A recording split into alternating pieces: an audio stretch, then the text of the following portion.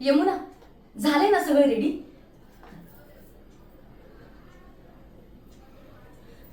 यमुना, यमुना, अगं तुझ्याशी बोलतेय मी. लक्ष कुठे तुझं? अगं वाजलेत बघ किती.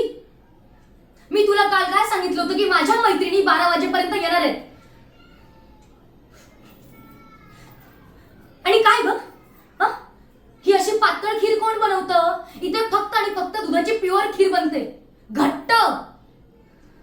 आणि हे असं आहे ना, हे पातळ खीर वगैरे सगळं गावाला चालत असेल. इथे नाही चालत हे सगळं. यमुना यार, तुला मी सांगितलं होतं ना, जेव्हा पण मी माझ्या मैत्रिणींकडे जाते त्यांचं घर कसं प्रेझेंटेबल असतं, सगळं किती छान असतं, खायचे किती वेगवेगळे पदार्थ असतात. तुला ना आज ना माझं स्टेटस तू पूर्ण वाट लावून टाकणार आहेस. तरी सुद्धा मी मम्माला सांगत होते, मम्मा माझ्या ओळखीमध्ये एक उत्तम शेफ आहे, मी त्यालाच माझ्या घरी ठेवते. पण नाही, तिने नाही ऐकलं. तिला काय तुझा पांजर फुटला काय माहिती. यमुना हे बघ, हे बघ, हे असं नाटकं करू नकोस हा, नाही तर माझ्या येऊन वाईट कोणीच नाहीये. हे बघ, तुझे इतकेच हेल्थ इश्यू असतील ना, तर तू हे काम सोडून तुझ्या गावी चालली जा.